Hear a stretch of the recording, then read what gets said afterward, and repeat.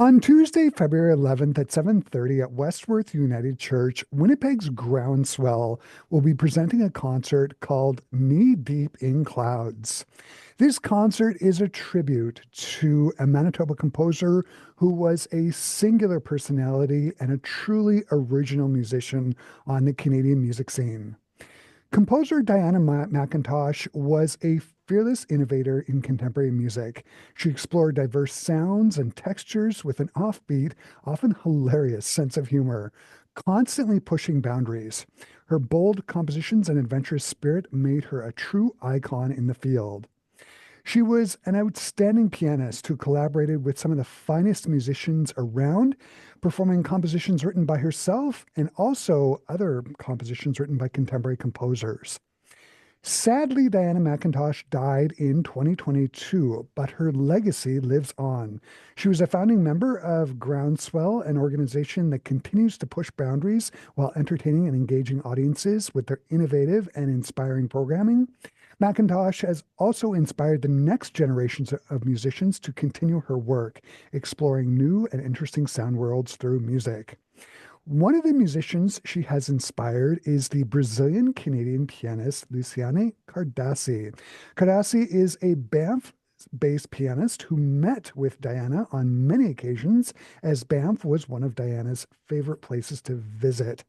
Luciane Cardassi is the curator for this concert, which will spotlight Diana McIntosh's incredibly creative output. And joining me here over Zoom to talk about the concert, Knee Deep in Clouds, I am joined by Luciane Cardassi. Hey, Luciane, nice to have you here. Hello, Chris. Thank you very much for having me here. Mm. I want to start out by asking about your friendship with Diana. I know she spent a lot of time in the Rocky Mountains. How did the two of you meet in Banff? And can you just talk about your friendship with her?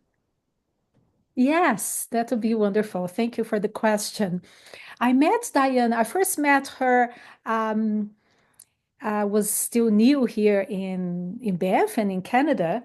I was playing contemporary music at the Banff Center and engaging with many different artists from around the world.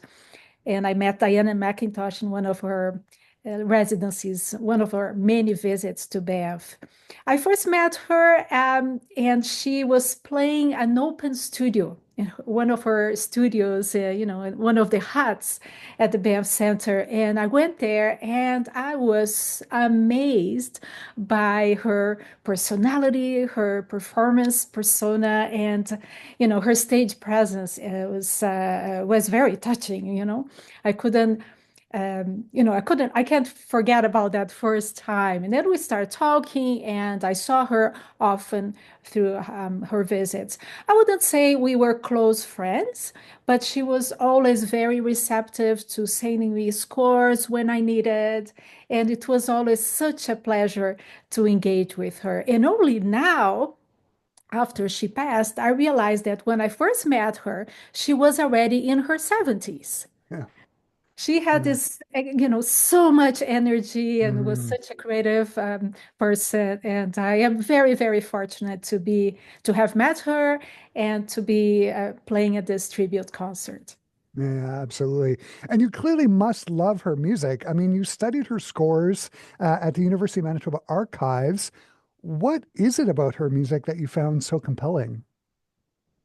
Well, there are many things, many aspects of her music that I find incredible. First, of course, if you saw her playing ever, you will remember she Mm, was such a performer. But also, her music has specific characteristics, such as the humor that you pointed out. It was always so fun to be at her concert, which is not always true about contemporary music performances, right? So the mm, humor, the contrasting, the surprise, also the lyrical aspects of her music. So yeah, I really enjoyed always seeing her playing, listening to her music, and now I'm having a wonderful time playing her music. mm. Uh, on the Groundswell website, they have put both parts of this film called The Original Macintosh. Um, And in that documentary, they're talking to a good friend of mine, the percussionist Ben Reimer, and Ben described Diana as being a percussionist at heart. She was not only interested in pitches, but she was also interested in like this like actual tactile sounds that things would make, whether it's a brittle sound or sort of a dark sound. Would you agree with that statement? Would you call Diana a percussionist at heart? Oh, I like that description. Yeah, because she had so much work done for unusual percussion sounds, her kitchen things, some of her iconic pieces are for percussion, including the piece she wrote for Ben, which he will be playing at this concert as well. Yeah, she was she was so careful about the colors of each Mm, sound, certainly about rhythm, but the colors I think had a special, and the tactile certainly it had a special place in her heart. yeah, absolutely. Uh, One of the things I was reading about is apparently you were interested in collaborating with Ben Reimer and Laurel Rid for this concert, two musicians who performed with Diana McIntosh on a number of occasions. Why was this so important to you? And can you talk about how this concert came about and how you became the curator? Yes. Uh, well, this project, let's call it, has taken different forms. I started thinking about this over 1 year, probably 1 year and a half. I had already played one of her pieces, and then I started looking online for more of Diana's scores if I wanted to have a Diana program. And I realized that some of her music that she wrote for herself was not easily available. Mm, That's how I started contacting David Scott from GroundSwell, and I found out about all these archives that the university has of her materials. So that was one aspect of this project, this research aspect of, well, let me see how those scores can be found and brought up to life. And, mm, because they are not available to other pianists. It was difficult for me, and I hope one of the results of this project is to bring Diana's music more mm, available to other musicians, to other listeners. mm, So that's one thing. And then I thought, okay, well, if I'm playing a concert, a tribute concert for Diana, she was such a community builder, mm, music, and she was a community builder. So I thought I could just go from Banff to Winnipeg and play a concert at her hometown, right? She lived there for so many mm, years, and right. not engage with local musicians who knew her better than me. Mm, So, and that's how I started thinking about Ben, for sure, Ben Reimer and Laurel both have collaborated with her.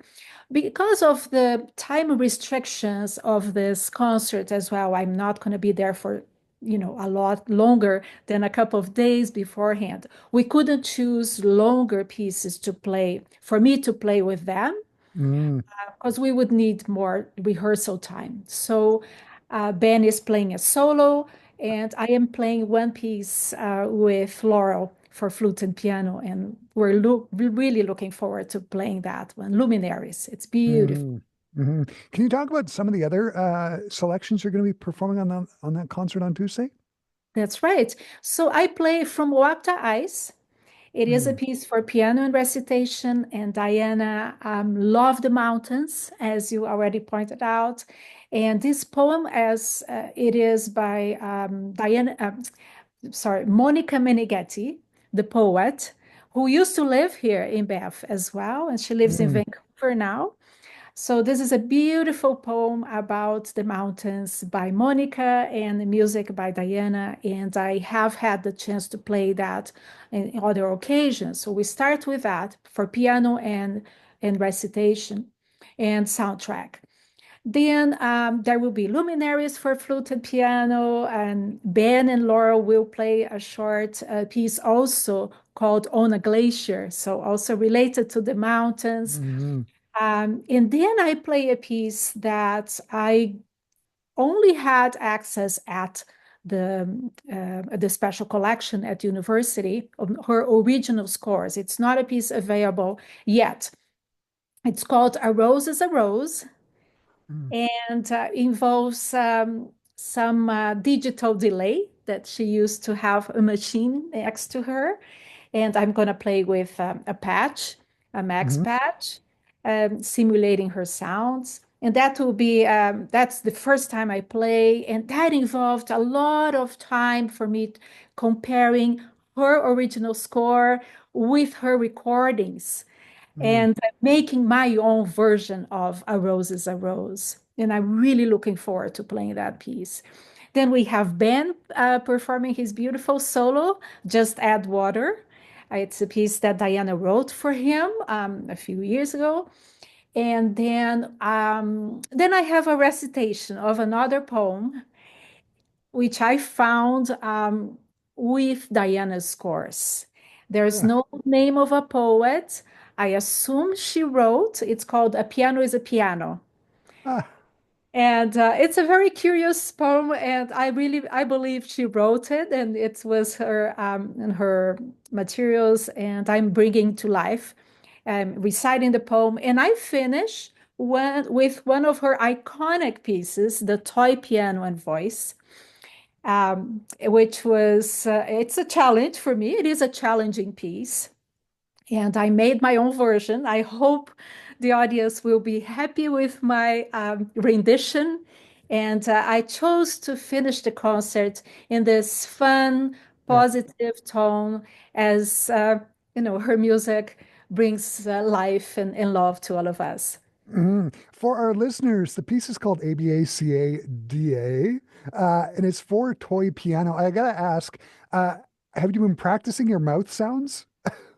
Very much so, yes. Because it Yes. makes, yeah. Yes, and I listened to her recordings and know that a couple of the sounds I had to adapt to my voice, but I try to stay as close as I can to her Mm. recordings and her score. Mhm. It's a beautiful piece. I'm having a wonderful time playing it, and I hope the audience will enjoy it too. Yeah, I mean, the first time I saw that piece, I thought, yes, it's hilarious, it's delightful, it's sort of a novelty piece. But one of the other things that I noticed about ABACADA is that her use of rhythm is very intricate. Would you describe all of Diana McIntosh's music as being rhythmically intricate, or does it depend on piece to piece? I think it depends piece to piece. A rose is a rose, for example, is it's very rhythmic. Um, In other pieces, there's more freedom, like from Wapta Ice, freedom Mm, for the performer when exactly to play each gesture in relation to the audio. But yeah, I think her music, has so many different aspects, but the rhythm is quite intricate and quite precise. The notation for A B A C A D A, the rhythm is quite precise, and I'm doing my best here. I hope it goes well. Uh, what I'm just going to ramp up. What are you looking forward to most about performing here on Tuesday? Oh, that's such a great question. It's such a privilege for me to be playing this tribute concert there in Winnipeg. And I hope I can play this, the music that I learned. I hope I can play many times later. And I hope we can bring the scores to life so other pianists can play as well.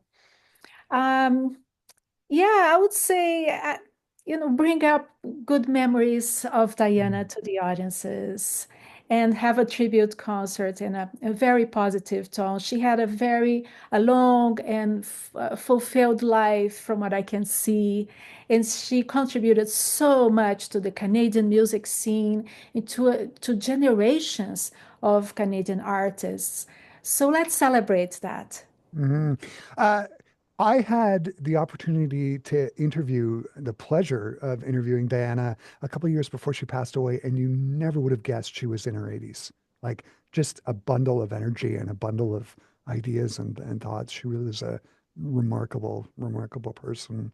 Mm. Exactly, exactly. And then, so you understand my surprise when I first met, and she was already in her 70s. I met her throughout her, 70s and 80s. And now that I'm approaching 60, I was like, oh my God, I wish I could get to 70s with, half of her energy. Luciane, this has been so great to meet you and talk to you about Groundswell Knee Deep in Clouds concert that's happening this Tuesday. Thanks so much for taking the time to talk to me today. This has been wonderful. Thank you, Chris. For our Classic 107 listeners, Groundswell's Knee Deep in Clouds tribute concert to Diana McIntosh happens this Tuesday, February 11th at 7:30 p.m. at Westworth United Church. For more details, visit gswell.ca or go to classic107.com. I have embedded a direct link to the show page and the article about the concert that is up there now. Luciane, thanks again.